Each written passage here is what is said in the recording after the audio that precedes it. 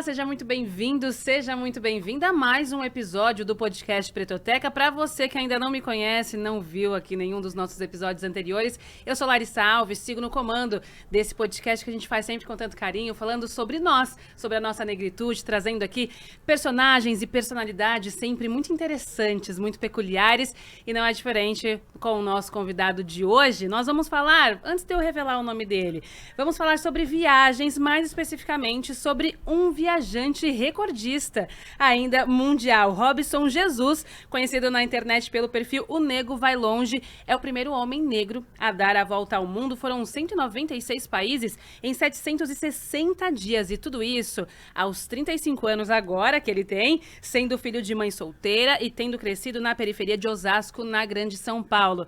Ele tá aqui com a gente presencial, olha que delícia, é tão bom a gente receber. Então a gente já revela aí pra você que tá acompanhando a gente pelo nosso canal do YouTube. Se não tiver no Spotify, corre lá pro YouTube pra ver também a gente com imagem, né, Robson? Verdade. Prazer imenso, viu? Uma honra ter você aqui no Pretoteca. Imagina, um prazer, Larissa. Muito obrigado pelo convite. É um prazer muito grande poder estar aqui batendo um papo contigo. Uma bancada que passou pessoas que eu admiro muito. Eu acompanho vocês também no YouTube. Ai, que ótimo. E acho muito massa o trabalho que vocês vêm fazendo. Parabéns mesmo, viu? Obrigada, viu, Robson? E é ótimo ter você, a sua história também. É assim, né? Pra quem gosta de viajar, a gente já começa nisso, né? Pra quem gosta de viajar, o olho chega a brilha, né? 196 países, gente, que loucura, Robson. Sim. Mas antes da gente começar com todas as perguntas, e aí, como é que foi? Como é que faz isso? Como é que a gente consegue fazer igual a você? Quero que a gente comece falando já, como é que foi isso? De onde surgiu esse sonho, essa vontade, né? Tá. E também como você iniciou esse projeto, O Nego Vai Longe. Tá. Esse projeto foi um sonho de criança, né? Desde criança eu sonhava em visitar todos os países do mundo, mas era um sonho muito distante, muito, porque da realidade social da onde eu venho, jamais ninguém imaginaria que tipo, um cara saia da periferia para visitar todos os 196 países do mundo, que seria possível fazer isso. Mas um belo dia eu abri a internet, eu vi que um brasileiro tinha feito isso. E ele tinha uma história muito parecida com a minha. Ele também veio de Recife, ele vendia capinha de celular no ônibus e tal. E quando eu vi aquela foto, aquela história dele, aquilo me identificou muito. Eu falei, uau, se ele fez isso, eu também posso. Aí meu sonho voltou a viver, a nascer, a brilhar. Falei assim, não, é possível, é possível. Então aquele sonho de criança que tinha lá no fundo, de visitar todos os países do mundo, começou a se tornar realidade. Aí eu comecei a me organizar junto com um amigo meu, com o Ricardo Caetano. A gente sentou e começou a escrever. A gente ficou 8 meses escrevendo o projeto. Uma das minhas formações, eu sou especialista em gerenciamento de projetos. Então, minha vida ela é um projeto. Tudo eu desenho em forma de projeto. Então, eu sou aquele cara, o louco das planilhas, das apresentações, dos PowerPoint. E aí, imediatamente, a gente começou a escrever o projeto do Nego Vai Longe. E a gente demorou 8 meses para fazer toda a estratégia, de analisar todas as pessoas que já fizeram isso, de fazer análise financeira, quanto custaria esse projeto. Então, foram 8 meses escrevendo detalhe por detalhe. Ai, que maravilha, gente. Então, é um trabalho assim, o começo você já não consegue prospectar tão bem como vai ser no final, né? Mas como foi isso? Você esperava que você realizasse isso em quanto tempo? E você também pensou em, como serão os recursos financeiros? Vou só com o meu recurso? Vou pedir ajuda? Como é que foi tudo isso? Então, quando a gente começou a escrever o projeto, a gente começou a identificar primeiro os gargalos, né?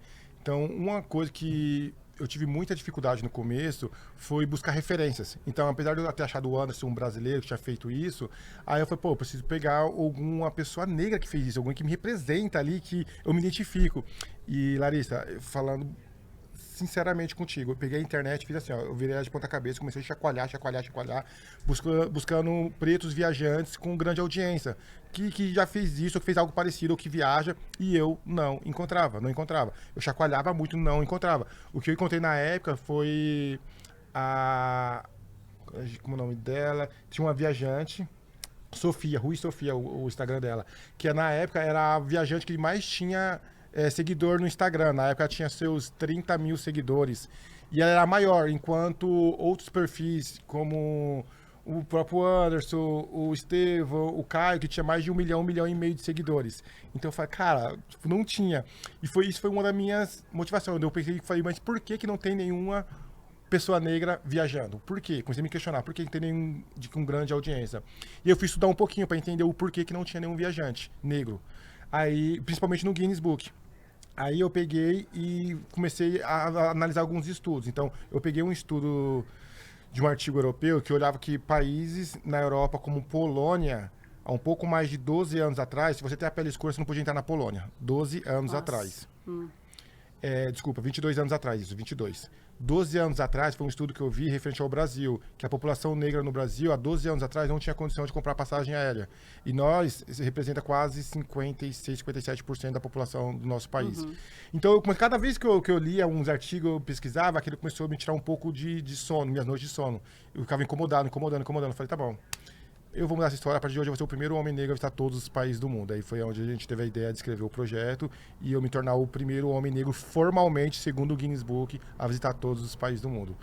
E é muito doido você falar isso, né? Porque a gente realmente vê o abismo, né? E quais são realmente as dificuldades ali que a gente encontra mesmo para realizar um sonho como esse, né? Exato. Então você precisa já, primeiramente, de recursos financeiros para isso. Sim. E depois você também precisa pensar em todas as dificuldades que você vai ter com quem você é, né? Um homem preto viajando. Para as mulheres negras também, a gente tem mulheres negras também tentando esse feito, né? Brasileira, né? Depois a gente vai falar um pouquinho sobre ela, mas é uma dificuldade. Acho que tem medos também, tem anseios, né? Sim. Mas antes da gente entrar nessa questão dos medos e anseios, como é que você fez? Foram 760 dias, e aí você foi pulando de país em país, assim, diretão, ou você vinha pro Brasil em alguns momentos, voltava? Como é que você fazia com roupa, com as coisas, assim, né? Eu não voltei em nenhum momento pro Brasil, tanto que esse é um outro recorde, porque eu não retornei de todos os viajantes. Eu e o Anderson foram os únicos que não retornaram para o país de origem. E aí, a questão de monetizar. Eu comecei com 100 mil reais e era um projeto que estava orçado a R$500 mil. E aí, no meu planejamento, eu comecei a buscar fontes de rendas online. Como poderia fazer dinheiro na internet para viajar. Então, eu mapeei tudo. Tipo assim, detalhes. De um e-book de R$10 a um produto que hoje a gente vende a R$30 mil. A gente começou a mapear tudo. E aos poucos, durante a viagem, a gente foi colocando esses produtos em circulação, e foi testando qual produto que vendia, qual que estava dando certo. Aí eu comecei a buscar parceria, comecei a buscar patrocínio, e graças a Deus, no meio do caminho, as coisas foram acontecendo, porque os 100 mil reais, ele durou 6 meses, então, com 5 meses, na verdade, com 5 meses ele começou a acabar, e no 6º mês... E quantos países você já tinha feito nesse tempo? Eu tinha feito já, mais ou menos, acho que uns 17, 18 países. Então, faltava bastante ainda. Porque eu comecei a viajar no final da pandemia, então, a incerteza se ia dar certo ou não essa viagem era muito grande, porque eu estava viajando no fim da pandemia, muitos países estavam fechados, e eu saí 2 dias depois que estourou a guerra da Ucrânia com a Rússia. Nossa. Então estava tudo muito, muito incerto, tudo. E aí, mesmo assim, eu comecei a viajar e começou a dar certo.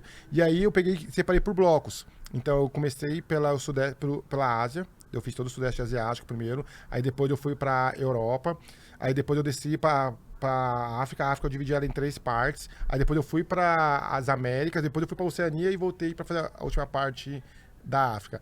Então eu fiz tudo uma logística, porque precisa apresentar uma logística macro para o Guinness Book. E eu escolhi... Todo mundo me pergunta por que eu escolhi o Sudeste Asiático. Eu escolhi ele por 3 motivos. Primeiro, porque o preço é muito barato de todos os lugares. Normalmente, quando a galera vai começar a viajar o mundo, ou ela começa pela Europa, ou ela começa pela América do Sul, por causa do idioma, a questão da distância, mais perto do Brasil e tal. E eu falei, se eu for para o outro lado, para a Ásia, tem a questão da distância também, é o mais longe, é o mais difícil. Então eu quero começar pelo mais difícil. E terceiro é o idioma, porque eu falava bem pouco inglês. Então eu falei, é lá que eu vou praticar meu inglês, é lá que eu vou melhorar. E hoje eu falo 4 línguas depois que comecei a viajar. Entendeu? Então foi tudo muito bem pensado e no final sempre dando certo. Então a gente colocou esses 760 dias. A gente já colocou ele do começo ao fim. A gente queria terminar no dia 21 de abril de 2024. Terminamos no dia 21 de abril de 2024. Então a gente foi sempre gerenciando, sabe? Eu tenho um deadline de ficar 14 dias em cada país pelo Guinness. E eu gerenciava. Então tinha países que estavam tendo guerra, países que eram perigosos, países que eu não gostava muito. Eu ficava 1, 2 dias e ia embora. Agora aqueles países que eu gostava, que era legal, que eu tinha muito contato, que eu tinha amigos, aí eu ficava 14 dias, que era o meu deadline, e depois eu mudava de país. Ah, tá. Então tinha também essa estratégia, né, de onde você queria mais ir. E essa foi sua primeira experiência internacional? Você já tinha viajado antes de começar o projeto? Você já tinha ido para algum outro país? Já. Eu tinha visitado 9 países, já tinha ficado um tempo nos Estados Unidos também, tinha ficado um pouco de tempo no Chile, na Bahamas, tinha feito outros Então novos você países. já não era assim totalmente leigo nesse Não, quesito, não. vou viajar, né? Não. E acho que é isso também que surge o sonho, né? Porque você começa a viajar, você não quer parar mais, né? Tipo um bichinho te pica, pior que foi isso mesmo. Eu me lembro minha primeira viagem internacional, que foi para Argentina. Foi minha viagem de formatura. E foi uma viagem bem low cost, bem, porque minha mãe não tinha dinheiro para pagar a minha formatura. Aí juntou eu e 2 amigos, eu, o Ricardo, eu e o Alex, meus 2 melhores amigos. E a gente falou, bom, vamos fazer uma viagem internacional, vamos para a Argentina. Não, mas como vamos para a Argentina? Não, vamos para a Argentina. Eu lembro que a gente juntou um cartão da mãe de um deles, comprou um parcelado a viagem. Aí ficamos no hostel, dividimos um quarto com 15 pessoas num quarto, num hostel, e era bem baratinho, só que a gente andava muito, a gente andava todo dia, 10, 15, 20 quilômetros todo dia, porque a gente não tinha dinheiro. Mas foi ali que eu comecei a ter contato com outras culturas, com outra culinária, sabe, com outro idioma, e ali, depois daquele dia, eu sinto que eu fui transformado, falei assim, meu, agora é a hora de não parar mais de viajar. E você tá falando aí, acho que quem tá ouvindo a gente, né? Quem tá acompanhando a gente aqui no YouTube, também no nosso Spotify, deve estar se perguntando, mas como é que você fez isso, Robson? Largou, assim, o que você tinha já de profissão e foi pra cima, né? Acho que a pessoa deve estar se perguntando, cara, como é que eu faço isso? E o medo de você largar aquilo que já é certo por uma coisa que é um sonho, claro, mas ela tem começo, meio e fim, né? Ela termina, porque era um objetivo de você conhecer aí todos os lugares do mundo e depois voltar. E aí, como é que foi isso? Você teve uma transformação também da sua carreira? Teve uma mudança aí, né? Teve sim, foi tudo uma transição de carreira. Então, eu me lembro que eu tenho 12 anos de experiência na área de gestão hospitalar. Eu trabalhei durante 10 anos no maior hospital público da América Latina, que é o Hospital das Clínicas em São Paulo. E é um lugar que eu amo, eu falo até hoje, eu amo lá. Eu fui convidado a participar de um evento lá. Eu falei, eu sou muito apaixonado, com certeza eu estarei aqui participando do evento de vocês, porque eu amo aquele lugar. É muito bom você estar num lugar onde você é útil. E eu era útil trabalhando ali. Então lá eu galguei várias posições, assim, eu saí de lá como um dos gestores do hospital. E só que antes dessa saída, eu comecei a fazer uma transição, eu comecei a pesquisar, estudar um pouco como que a galera ganhava dinheiro na internet. E eu me lembro que na época tava uma febre de a galera fazendo dropship. O que é dropship? A galera é meio que faz... Eu era o intermediário, então eu pegava as coisas na China, via que tava dando certo, que tava todo mundo vendendo. Lá na China, fazia um site um site onde as pessoas compravam do meu site, que era o meio. E só que eu usava o meu site, mas estava comprando direto da China. E eu ganhava aqui nessa parte de intermediário. E eu fazia toda essa operação através da internet, de qualquer lugar do mundo. E eu comecei a fazer isso dentro do hospital ainda. Eu me lembro que eu trabalhava no hospital das 8 às 5. Só que das 6 às 8 eu já chegava no hospital e ficava fazendo dropship. E eu saía assim, ficava das 5 até 9, 10 horas da noite fazendo dropship todos os dias. E testando. E eu comecei a ganhar dinheiro, começou a dar certo. Falei, meu, o negócio dá certo. Aí começamos a fazer dropship, foi uma febre, estourou. Eu era sócio de 2 amigos e tal. E aí eu falei, meu, dá certo essa parada de internet, dá certo. Então eu validei que deu certo. Então quando eu validei, foi onde eu tomei coragem pra fazer, agora beleza, agora eu vou pra internet. Então aí eu fiquei mapeando qual a profissão dentro da internet que se aplicava melhor para mim, que eu me sentia mais confortável, foi onde eu escolhi ser influenciador digital. Maravilha. Mas foi legal porque eu não sabia gravar, eu era totalmente tímido, você tem que ver meus vídeos, Larissa. Você tem que ver meus vídeos, por exemplo, o vídeo do meu país número 1, da Tailândia. Se você ver meu vídeo da Tailândia, eu pegava meu celular e ficava assim, ó. Oi, gente. Eu tô aqui agora. E, tipo assim, todo tímido, todo acanhado, eu pegava o celular direito, com a câmera toda suja e tal. Aí, graças a Deus, assim, eu fui me especializando, sabe? Fui me qualificando, fui estudando bastante, fui buscando referências. Então, hoje, de redes sociais, eu tenho uma referência muito grande, que é o Robson Rodrigues, ex-gerente da Google, ex-gerente do Facebook, um negão, gente boíssimo, um cara muito inteligente. Ele que me qualificou muito por redes sociais. Então, hoje, tudo que eu aprendi de redes sociais, eu sou muito grato a ele. Não, e quem acompanha o Robson já nas redes sociais, eu falo, Robson, que eu sou sua seguidora. Sério? Eu sou sua seguidora, eu adoro ver seu conteúdo. Inclusive, a gente já trocou umas dicas aí, né? Verdade. A gente já conversou. Então, assim, é maravilhoso. Dá vontade mesmo de ir pra onde você tá. Você causa isso na gente nos seus vídeos. Mas é engraçado você falar sobre esses inícios, né? Porque às vezes as pessoas têm medo mesmo de, por onde eu começo, né? Sim. Como eu faço? Não sei gravar, não sei fazer, não sei o quê. Tem que dar as caras, né? Acho que o que você tira de maior aprendizado disso é que você tem que dar as caras mesmo e sair aí pelo mundão, né? O que você fez, né, Robson? Exato, porque hoje a gente vive num país que a gente tá muito descrente. A gente olha que com muito problema com segurança, problema com educação, problema com política, e automaticamente a gente começa a ficar descrente. A gente, não vai dar certo, nosso sonho não vai dar certo. Só que a partir do momento que a gente acredita no nosso sonho, que a gente vê o nosso potencial, a gente começa a se qualificar e a gente coloca em execução, vai dar certo, vai dar, porque só depende da gente. É claro que no começo não é fácil, é difícil, é vários perrengues, tipo, o pessoal zombando, ó, agora pronto, virou blogueirinho, ó, o youtuber agora. E a gente fica com vergonha, né? Tá gravando um vídeo e você fica... Muita vergonha. Quantas vezes eu já fiz isso? Nem sou influencer, assim, sabe, você vai, tipo assim, você tem que pegar, só que eu pegava aquele ali todo dia, aquele ali servia como combustível pra mim, sabe?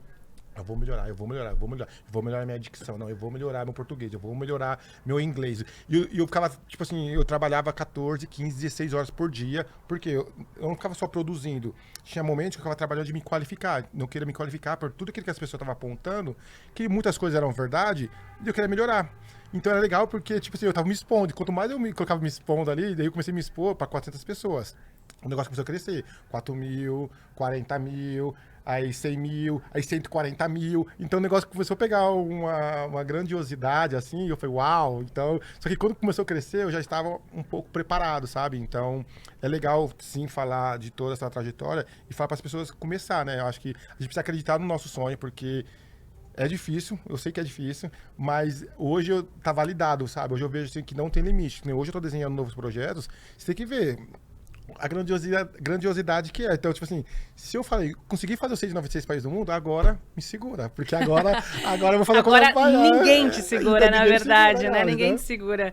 E é isso, Robson, é muito gratificante também por ser quem você é e representar o que você representa, né? É o primeiro homem negro brasileiro a dar a volta no mundo. Homem negro, na verdade, no mundo todo, né? Sim, sim. Não é homem negro no Brasil. Não. Homem negro no mundo todo a realmente conhecer aí 196 países nesse tempo também. Realmente é um feito muito importante e uma representatividade muito grande para tantos sonhos, tantos homens negros, crianças negras que também pensam, né? Que às vezes acham que... Acho que, sei lá, a gente tem a história dos nossos pais. Eu acredito que talvez seja a mesma coisa com você, né? Eu vim de família que os meus pais nunca saíram do Brasil. Eles vão visitar ali os meus avós no Nordeste. É isso. A viagem deles é essa. Quando eu comecei a sair para fazer alguma viagem aqui ou ali, era aquela coisa, nossa, mas como assim, né? Na minha família não tinha isso. Então, olha a possibilidade, né? O que você abre de leque. E aí você com essa visibilidade toda, 140 mil seguidores você já tem no Instagram. Então, você realmente influencia muita gente, né?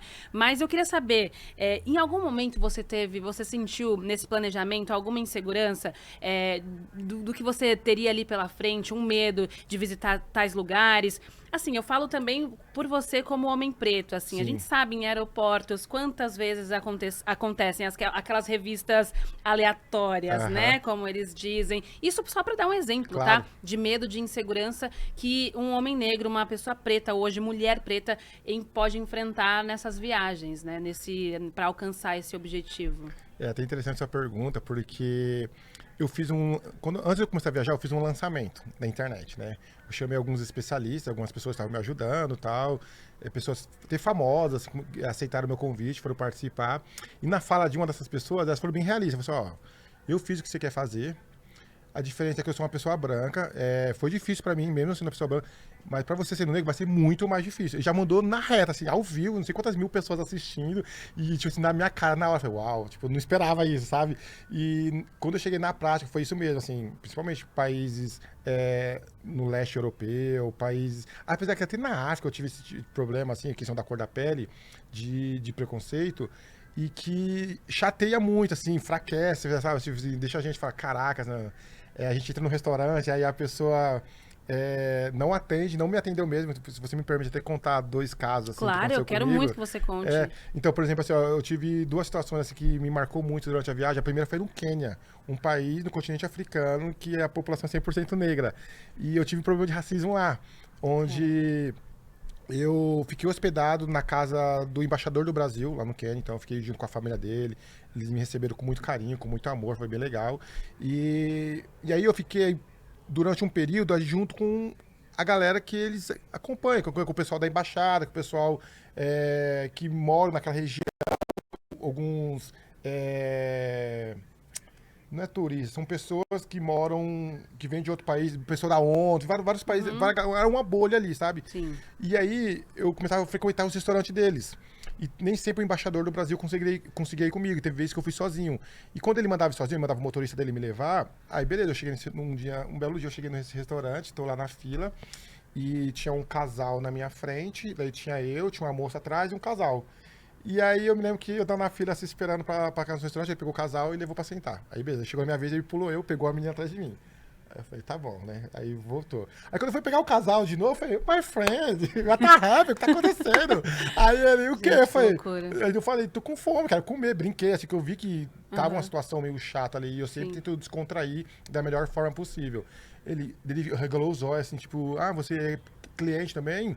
Eu falei, sou, tal. Aí ele, não, calma, desculpa, desculpa. Então, o que que eu vi ali? De fato, um racismo estrutural, sabe? Porque é uma bolha, é um lugar que você vai pessoas brancas, bem, mesmo sendo no continente africano, mas era um restaurante que era uma pessoa, só galera que tem um certo poder aquisitivo que frequentava aquele restaurante. Então, ele jamais imaginou que um negro ia usar ali. Então, isso foi muito chato, foi muito triste isso. Aí tive uma outra situação também mais pesado ainda, que foi na Grécia.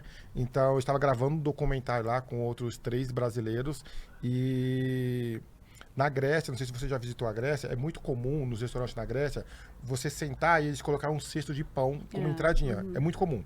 Em todos os restaurantes, todos, todos. E a gente já estava lá, a gente fez a Grécia inteira, inteirinha. Então a gente já estava mais de 8 dias no país.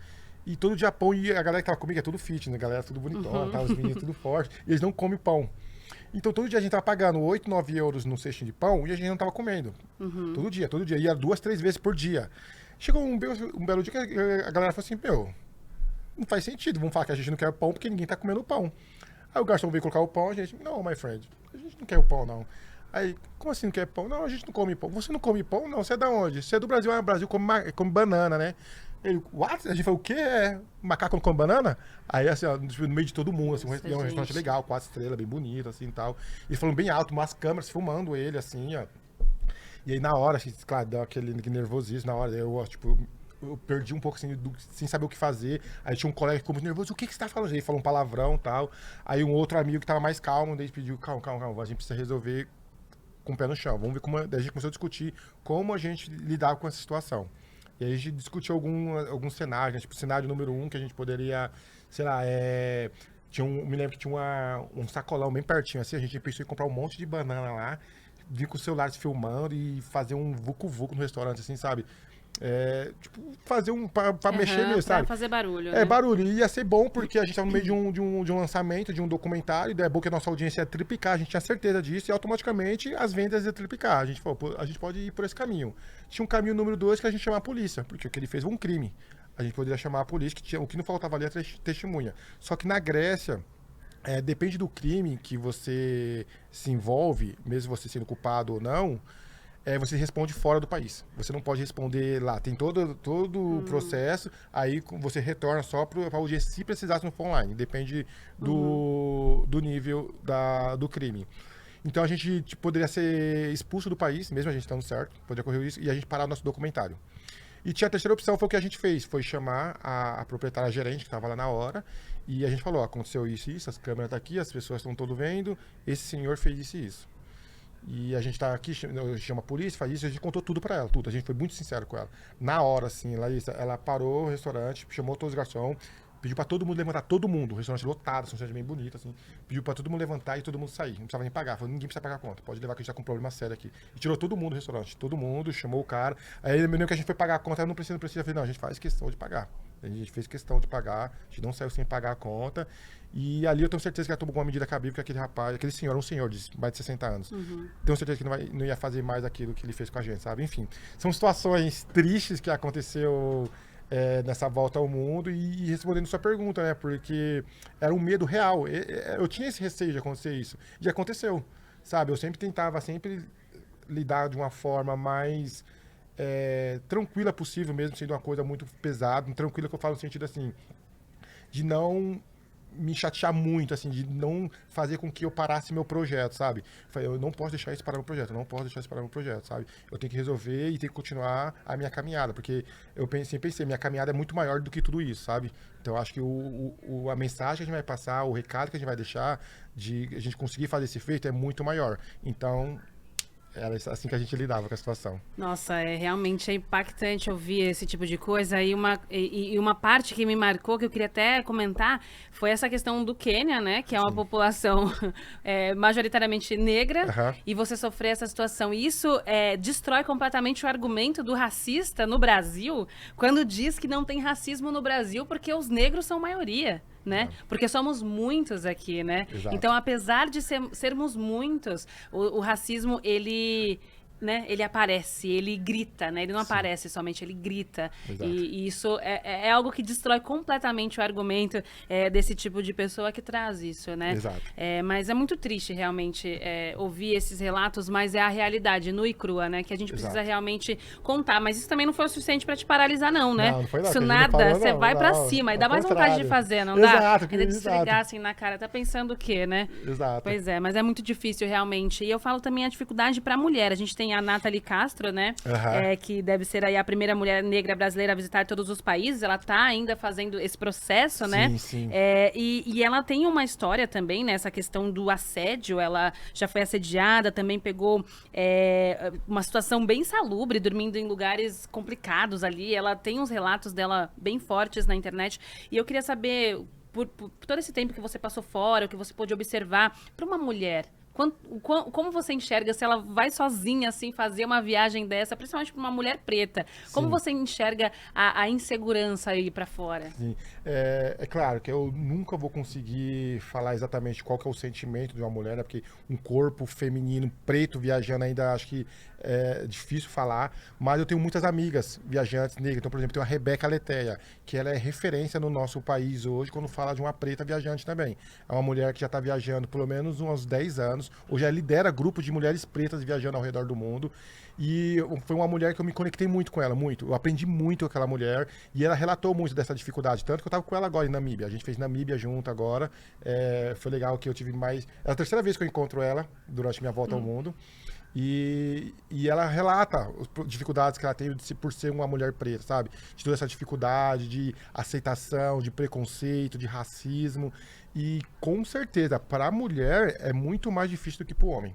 Eu não tenho dúvida disso, sabe? Porque o homem, se quer assim, quer não, tem a questão da própria força física, sabe? Às vezes a questão de você, se precisar correr, o homem é um pouco mais ágil, precisa correr, ou se precisa se defender, sabe? Eu acho que pro homem, sabe, um pouco acaba sendo um pouco mais fácil. Que pra mulher é mais difícil, tipo, a própria Nathalie mesmo, ela relata que passou dificuldade, alguns problemas no continente africano de assédio, que só uma mulher mesmo vai saber a dificuldade que é. Eu estava conversando com uma colega agora, Malawi, que ela contou uma coisa pra mim que eu não conseguia entender. Ela falou assim, Robson, eu nunca sento no avião do lado da janela. E, tipo, do lado da janela é meu lado favorito. Eu falei, como você não senta do lado da janela? Tipo, é o melhor lugar do... Ela falou, não, que pra mulher é muito mais difícil, porque ainda mais que eu que viajo sozinha, ela só viajava sozinha, essa menina. E ela falou, pô, eu preciso sempre sair, e às vezes já teve casos dos homens ficar assim, só pra ficar encostando nela, sabe? Então, tipo, aproveitar daquele momento e fazer algum tipo de assédio com ela. Então, eu jamais imaginei que mulher sofreria, tipo, esse tipo de problema. E acontece. Dentro de um avião Dentro de um ainda, avião. né? Então, o que é confortável pra mim, como homem, que, sabe, pra mulher talvez já é um pouco mais delicado. E eu só descobri isso depois dela relatar.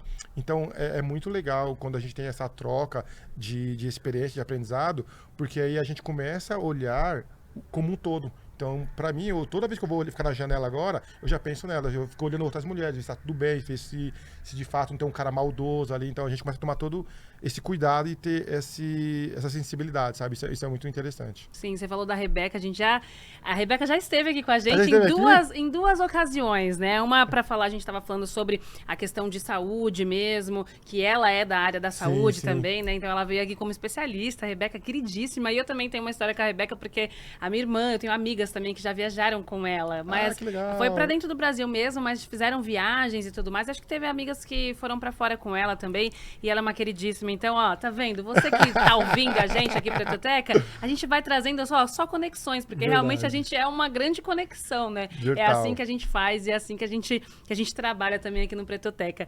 Mas, ô Robson, eu queria falar um pouquinho do seu retorno agora, né? Tinha um grande evento ali te esperando para esse retorno desse feito, né? Sim. Como é que foi tudo isso? Eu queria entender também a representatividade pro seu bairro, por exemplo, Aham. pra sua cidade, né? Você que é de Osasco, aqui em São Paulo, na Grande São Paulo, como é que foi tudo isso? A recepção e também como você enxerga o fato de você representar ali tanta gente e ter feito tudo isso? Como foi Sim. tudo, né? Foi uma emoção muito grande. Primeiro porque a gente preparou um grande evento. Porque não foi só o meu retorno. Eu peguei desse retorno, eu fiz um evento, por quê?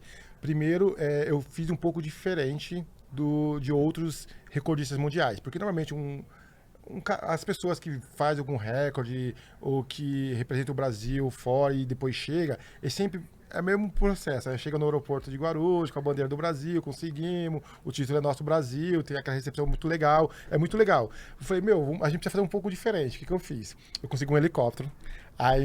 Quando eu saí do avião em Guarulhos, eu nem fui pra fora, eu fiz uma imigração diferente, uma imigração especial, que você faz dentro do aeroporto mesmo, e já sai e vai pra uma sala VIP e o pessoal já leva você direto pro helicóptero. Então eu reservei um helicóptero, e o helicóptero me pegou e me levou pro meio da favela onde minha família mora, onde eu nasci e cresci.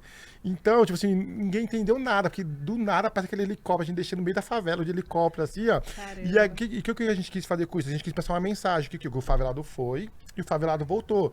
E qual é o objetivo dessa mensagem? Para as pessoas, não desacredita do seu sonho. Independente se tu é periférico, independente da cor da tua pele, não desacredita do seu sonho. E foi uma festa muito linda, porque a gente colocou brinquedo para as crianças, a gente conseguiu chinelo para as crianças. Então foi uma festa que teve apoio de muitas empresas, apoio de várias entidades, o próprio governo municipal apoiou. Então foi muito legal, a imprensa fez a cobertura, foi linda, linda, foi uma festa muito linda e eu fiquei muito realizado assim, porque foi uma recepção muito calorosa e eu pude também contribuir com essa recepção, sabe? Então para outras pessoas, que muitas pessoas que eu olhava, as crianças vinham me abraçavam, você fez isso, você viajou, tio? O tio viajou. Todos fazem do mundo, Então, eu tenho certeza que a gente pode plantar algumas sementes ali, sabe? Foi muito legal. Ai, que demais. E nas suas redes sociais, você já tem visto esse retorno das pessoas com tudo que você está fazendo, com o seu trabalho também como influenciador digital agora, mas com esse feito também? Tem gente perguntando, ai, como é que faz? Sabe, pedindo dica e tudo mais, né? Quanto que eu gasto? Como é que vai? Você tem esse retorno? Tem muito, assim, tem muito esse tipo de solicitação. Então, por isso que eu criei até alguns produtos, assim. Quando eu falo produto, não falo por questão só de produto monetizar, de ganhar dinheiro, não. É claro que a gente precisa de grana para pagar as contas, para poder viajar mais. Mas quando eu faço esse tipo de produto, eu faço tipo de produto para todo mundo, sabe? Então eu ajudo algumas pessoas fazendo, eu escrevo muito, eu gosto de escrever. Então eu escrevo e-books e coloco um preço acessível de R$10, só para a pessoa ter um gostinho de pagar ali, porque quando você dá de graça, as pessoas não valorizam, eu já percebi isso. É sério, Larissa. Mas eu quando eu coloco assim de graça, assim, ó, é um produto, eu tenho um e-book lá, que a gente poderia facilmente vender por R$150. Mas eu ponho R$10 só para a pessoa assim, valorizar um pouco, sabe? E tem, claro, a parte gratuita. Então a gente, dentro do nosso projeto, a gente tem alguns projetos, alguma parte social. A gente tem 2 partes sociais. Então a primeira é, de cada 10 mentorados que eu tenho, de grupos de 10, eu abro uma vaga social.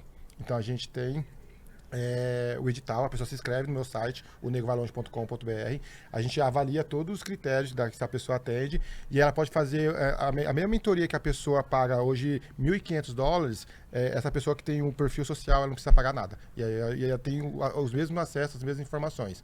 Isso é uma ação. E a segunda ação que eu faço é quando eu encontro um preto viajando e que precisa dessa orientação, precisa dessa imersão, dessas informações, eu sento com ele, viajo com ele e passo tudo que eu aprendi para ele, tudo. Então foi assim que eu fiz com o Rafa.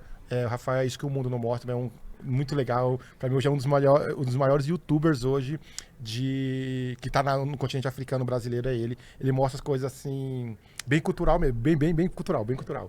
E o Rafa, quando a gente se conheceu, o Rafa não fazia um centavo na internet, nada. Hoje o Rafa fazia uma grana que já permite ele viajar só com essa grana. A mesma coisa foi agora na África do Sul. Eu encontrei um rapaz de Moçambique, que mora na África do Sul, um guia. O rapaz, ele fala 5 línguas. Menino super inteligente, muito inteligente. O cara desenrolado, conhece tudo, conhece... Ele me levou para visitar 4 países, ele foi junto comigo. Conhecia todas as pessoas, tudo que a pessoa ele conhecia. Precisa um vereador, um prefeito, sabe? E fez ter uma experiência maravilhosa. Só que o cara também não conseguia fazer grana. Não conseguia. Peguei esse menino, falei, vem cá, você vai fazer tudo isso. Comecei a passar um monte de lição de cada. Eu dei uma imersão pra ele bem forte. Tanto que ele me mandou um áudio 2 dias atrás. É o dia que a gente tá gravando esse programa agora, é segunda-feira. Ele mandou um áudio no sábado agora, agradecendo, porque ele começou a colocar em prática algumas coisas que a gente que eu passei para ele fazer e ele já está tendo um retorno muito significativo financeiro. E um brasileiro que mora nos Estados Unidos fechou um trabalho com ele lá de muita grana e ele, tipo, tava, Robson, como isso? Eu falei, vi lá.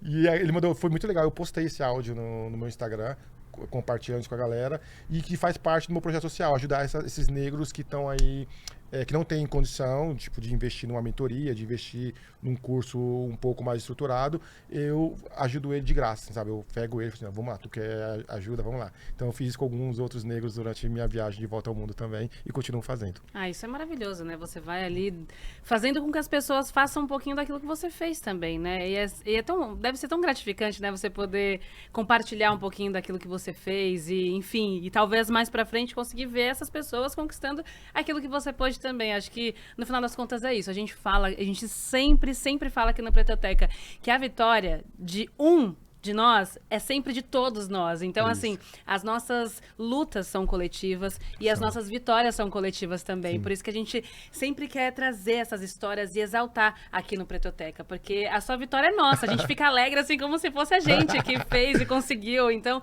é sempre muito importante. Agora, eu queria falar um pouquinho sobre esse processo do Guinness Book, né? Tá. Você já, desde o comecinho, já estava ali...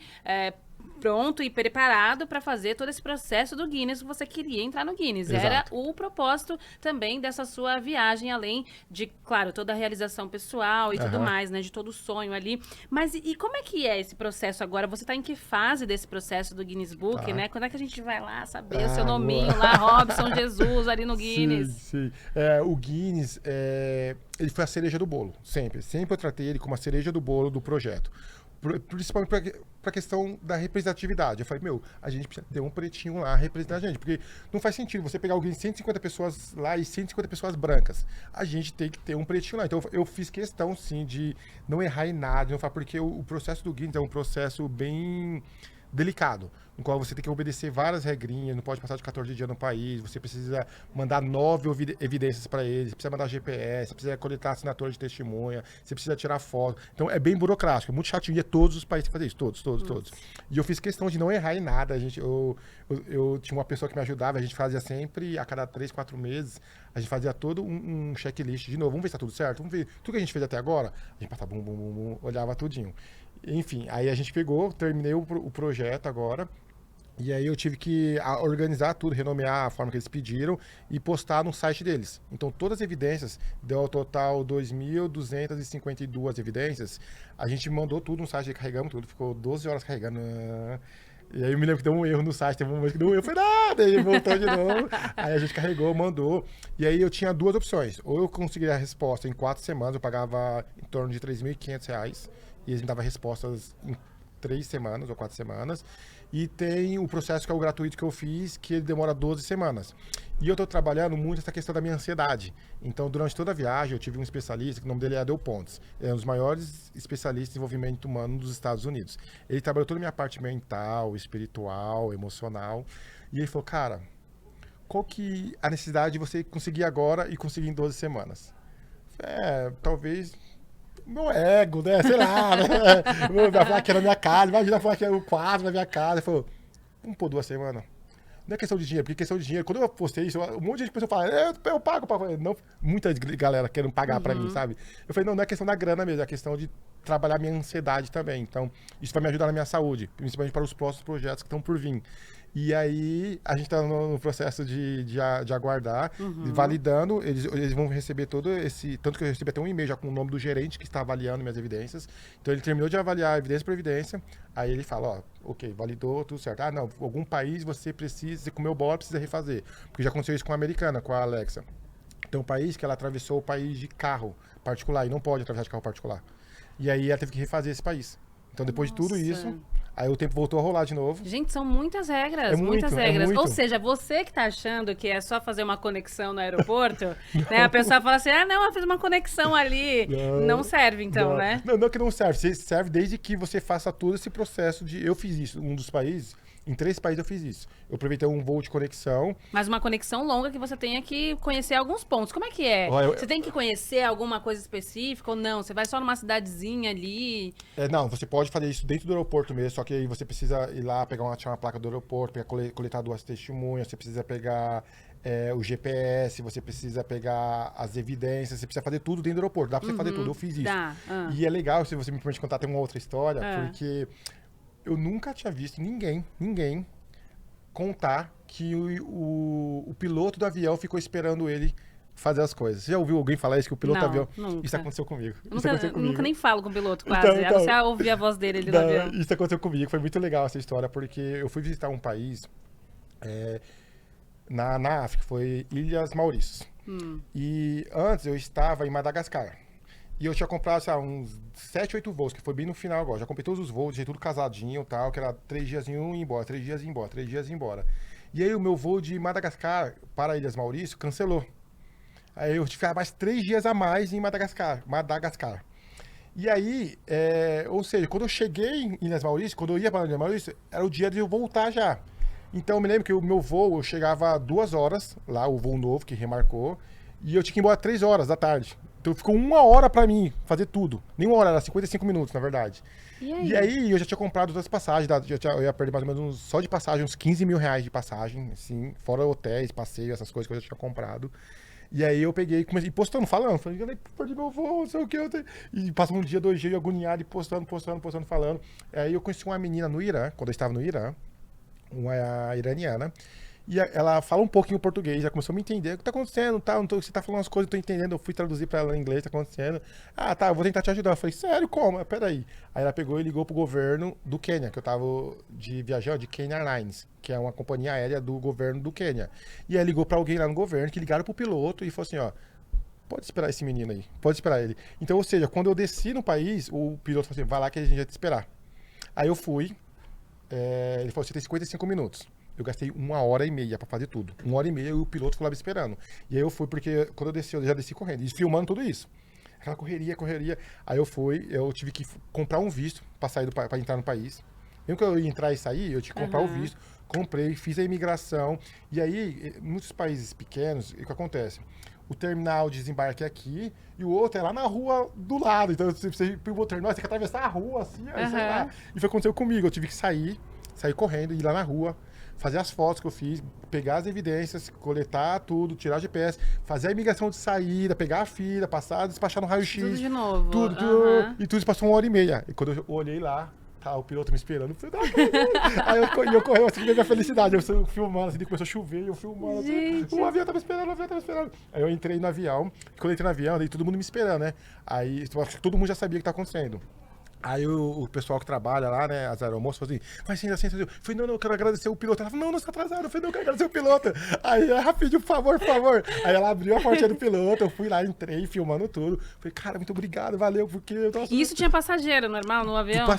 Um comercial, normal. E ninguém quis te matar, não, né? Tava todo mundo feliz e te apoiando. Gente, olha só. O sorriso da galera é uma outra pegada, é sério. A África é uma outra pegada. É só quem viaja lá, eu até me arrepio quando eu lembro disso.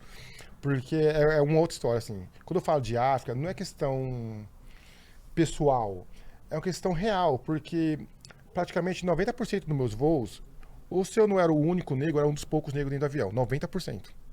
Então, quando você chega num continente onde o piloto é negão, onde a galera, todo mundo é negano, os funcionários são é um sentimento muito legal, não sei explicar ainda. Pertencimento, um pertencimento, né? Acolhimento, que eu tenho certeza, se fosse qualquer um outro país da Europa, a galera ia ficar pé da vida comigo.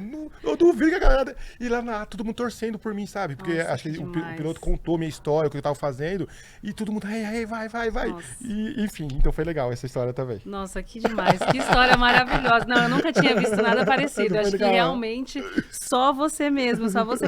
Mas eu tenho uma dúvida ainda do Guinness. Então você realmente pode ter só uma conexão. Você tem que ali colher só as evidências, certo? Que são as necessárias lá e tudo mais. E, enfim, você seguindo as regras direitinho, tem um tempo mínimo. Então não tem um tempo mínimo que você precisa estar no país, Não, né? o mínimo não. Você precisa pisar lá e fazer as coletas. Pisou, provou, apertou o GPS, deu check-in no GPS, alguém já identifica. Então, por exemplo, Coreia do Norte é um país que está fechado. Então, desde a pandemia, é o único país que até hoje não abriu desde a pandemia foi a Coreia do Norte. E aí, tem um passeio na Coreia do Sul que se chama DMZ. eu vi na internet que uma americana tinha feito isso, porque o americano não pode entrar mais na Coreia do Norte. E essa americana, essa Alexa, ela fez o que eu fiz, né, de visitar todos os países do mundo. E aí, quando chegou na Coreia do Norte, ela fez esse passeio. Então, ela pegou, foi lá, fez, apertou o GPS, que o GPS pega bem, esse passeio do DMZ, ele te leva bem na zona desmilitar, se chama, que é bem na fronteira, que é uma parte que os Estados Unidos e a ONU que cuida. Então não é nem a Coreia do Norte nem a Coreia do Sul, é a ONU que cuida, fica bem no meio. E eu fui lá, apertei o GPS, tudo. Só que ele já serve. Então eu mandei, porque eu sou brasileiro, não sei se essa regra se aplica para americano, não tá claro isso no Guinness, não tinha nenhum lugar para me procurar, eu mandava mensagem e não me responderam. Em tempo hábil. Então, eu fiz. Então, claro, se eles falam, precisa refazer a Coreia do Norte, tudo bem, eu vou lá e refaço. Mas eu tô crente que, da mesma forma que eles autorizaram americanas, vão autorizar eu também. Não, a gente espera que sim, a gente espera muito que sim. Isso então vale para outros países, né? Países ali, a Ucrânia, como você fez na Ucrânia, né? Já estava com essa questão da guerra, aí você fez como? Então, na Ucrânia e na Rússia foram países que estavam em guerra, estão em guerra ainda, né? Mas eu consegui identificar algumas cidades que não eram tão perigosas. E eu fui, então, por exemplo, na Ucrânia eu fui para uma cidade chamada Lviv, que fica do lado da Polônia. Então eu peguei um ônibus, 2 horas de viagem, fui lá, fiquei 3 dias na Ucrânia.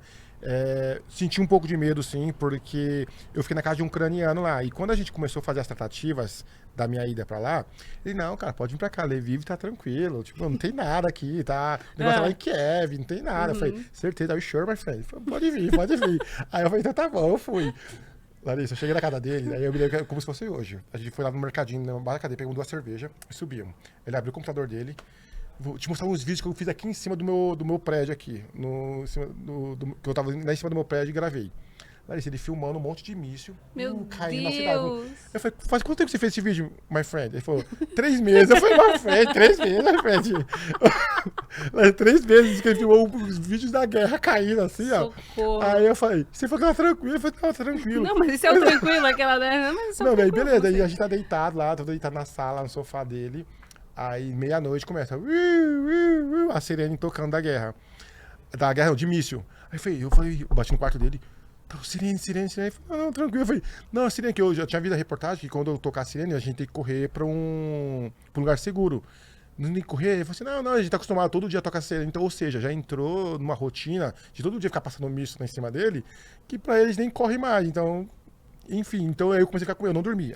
Foram 3 dias, 2 noites. As 2 noites eu ficava acordado, com medo. Porque eu tinha visto o vídeo e ouvindo a sirene, já começava a imaginar. Mas só que na prática, na cidade, realmente, era uma cidade que caiu alguns mísseis sim, mas já estava tipo, num processo de reconstrução. Então eu visitei algumas escolas, eu visitei igreja, eu visitei praça. Você via que estava tendo já toda a reconstrução, que a prefeitura estava, o asfalto, estava colocando asfalto novo. Sim. Mas mesmo assim eu fiquei com medo, sabe? Não, tipo, sim, porque caíram mísseis ali, né?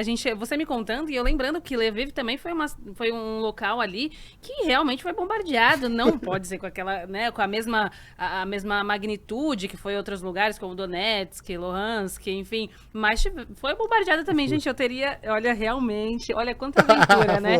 E aí, falando dessas aventuras, você esteve no Partiu Band News em 2022. Eu ouvi esse episódio com o nosso colega querido aqui da Band News FM, André Coutinho.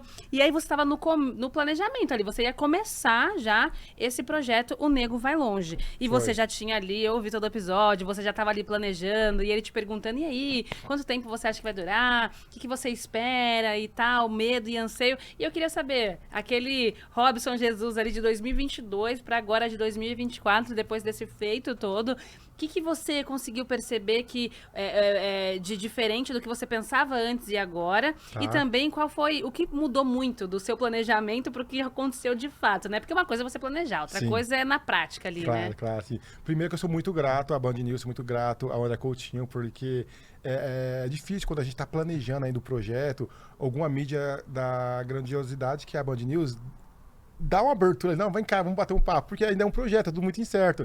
E a Band News e o André Coutinho falaram, não, bora conversar. E abriu essa porta, sou muito grato até hoje por essa oportunidade. Depois dessa porta, abriu várias outras portas, graças a vocês. E hoje, olhando pós-viagem, eu vejo um novo Robson, sabe? Um outro homem, sabe? eu aprendi muita coisa, muito, assim, principalmente questão relacionada à vida, à questão do ser humano. Dos 196 países, só teve um país que eu não senti vontade de ir embora, que foi Malawi, foi meu país número 193. E por que eu não senti vontade de ir embora? Eu vou contar um pouco a história que você vai entender um pouco o porquê que é um novo Hobson. Então, era um campo de refugiados mesmo, 1.000 refugiados da Guerra do Congo. E que eram liderados por dois brasileiros assim, que têm um coração do tamanho do mundo. Assim, eles acolheram aquelas pessoas, eles ajudam aquelas pessoas de uma forma que é impressionante. E todo dia, são pessoas, são 53 mil pessoas que vivem com $5 por mês que a ONU dá para eles. $5. Imagine você, ouvinte que está nos escutando agora, você viver com R$ 25 por mês. Como isso? Pensa o desespero. E se você olhar no rosto daquelas pessoas, se você conviver com elas, em nenhum dia as pessoas estavam tristes, as pessoas estavam preocupadas, as pessoas estavam pedindo dinheiro, elas não estavam toda felizes, toda dançando, cantando. Eu me lembro que todo dia de manhã, às 7 horas da manhã, tinha um culto ecumênico. E eu participava desse culto com eles. Eles dançando, a forma eles orando, eles rezando ali, 7 horas, todos os dias, com a felicidade, com a energia. Detalhe, eles têm 1% de chance de poder sair daquele campo de refugiado. Por que 1%?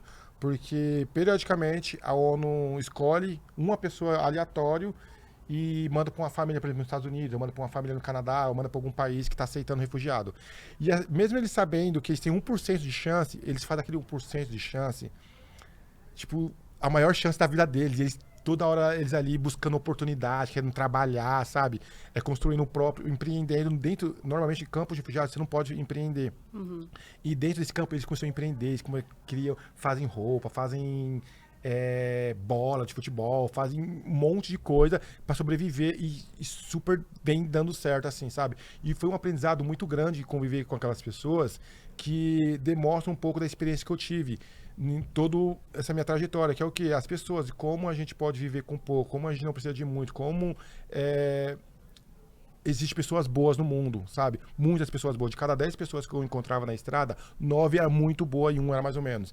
Então, existe muitas pessoas boas. Eu ainda acredito no mundo melhor, sabe? Isso fez aumentar minha fé, aumentar minha esperança pelo mundo melhor, por países melhores.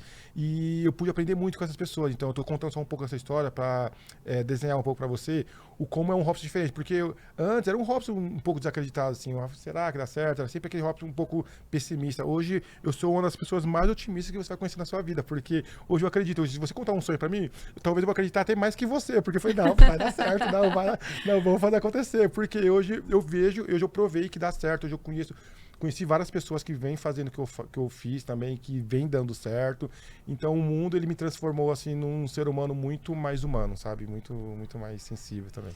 Nossa, que demais. A gente já está começando a nos encaminhar para o final da nossa conversa. Eu tô assim, não, eu quero saber mais. Mas acredito que você também, que está nos acompanhando, quer saber mais sobre a história do Hobson Jesus e contar. Então, para saber mais, que projetos aí? Você tem um projeto de um livro também, que você vai contar muita coisa aí pra gente. Sei. Aí para quem quer te acompanhar, quer saber como é que foi tudo isso, né? Porque a gente tem aqui, 50 minutos agora de episódio. Não dá para contar tudo, não dá para contar. São muitas histórias realmente, sim, de fato. Sim. E a gente quer saber mais. Então, como que a gente faz para saber mais, Hobson? Fala um pouquinho desse livro e como a gente pode também conhecer um pouco mais da sua história, acompanhar toda essa jornada. O livro já está no último episódio que eu estou escrevendo.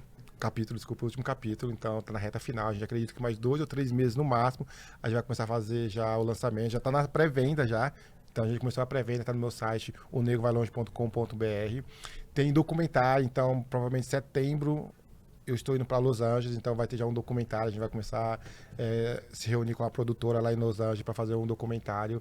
Tem projetos novos vindo, grandes projetos, assim, sabe? Então agora a gente aprendeu que dá para sonhar, que dá para acreditar, então a gente aumentou um pouco o nível do sonho e estou criando um projeto muito grande, assim, também, de capitais também. A gente vai começar a fazer um projeto agora no Brasil, visitando todas as capitais do Brasil, palestrando, vendendo livros também, então conhecendo um pouco da cultura de algumas capitais e estados brasileiros. Então tem muita coisa nova acontecendo. Claro que eu estou naquele processo de transição, então eu cheguei, Só que eu não parei de trabalhar ainda. Eu cheguei, já tô com a mão na massa, fazendo essas coisas acontecerem. Então, hoje eu tô mostrando todos esses bastidores. Então, como eu converso com as empresas, como que eu desenho esses projetos, como começa uma coisa do zero. Então, eu tô mostrando tudo do zero mesmo, sabe? Tô mostrando passo a passo. Então, como eu busco parcerias, como que eu escrevo o projeto, como que eu estruturo equipe de voluntários, como que eu estruturo empresas novas, que eu estou abrindo uma empresa agora também. Então, eu estou mostrando tudo isso no meu Instagram, @onegovailonge. Então, é legal porque quem acompanhou o projeto do 696 Países, ele viu como eu saí do ponto A para o ponto B. Só que muitas pessoas pegou no meio do caminho. E agora, quem ia me acompanhar desde o início vai estar vendo do começo, como toda a estrutura que a gente está montando o projeto. Então, me acompanha no Instagram que tá bem legal, tá muito E você massa. vai deixar tudo salvo lá pra gente nos destaques, pra gente rever. Ai, tô com dúvida daquela coisa ali, vamos lá, né? Tem que perguntar pro Robson realmente, que agora tá cheio de experiência, cheio de história pra contar. Rapidinho, antes da gente terminar, já deu aquela depressãozinha pós-viagem, assim? Já. Aquele, ai meu Deus, acabou, e aí, Acabou, né?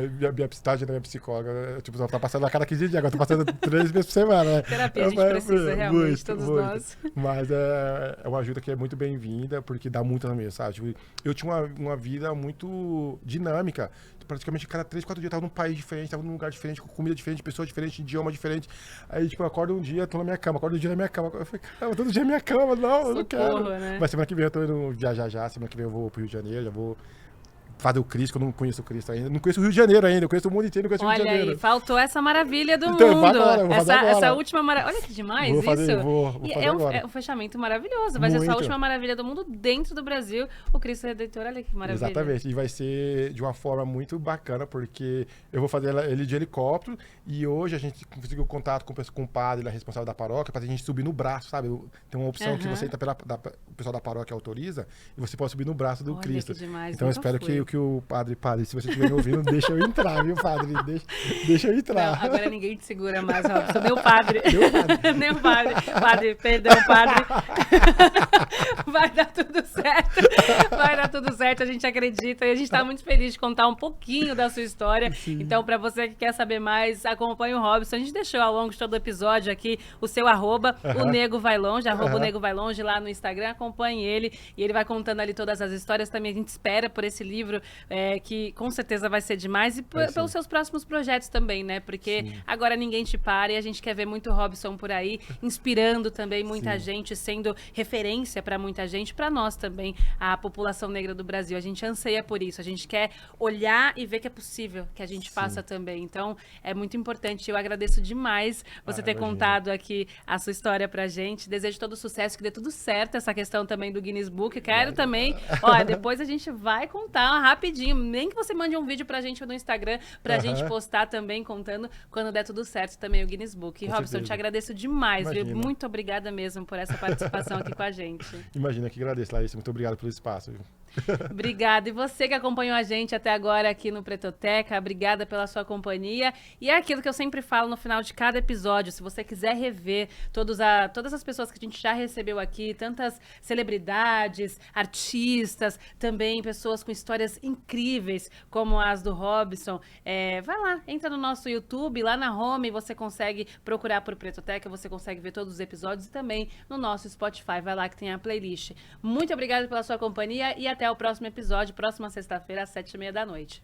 Beijão!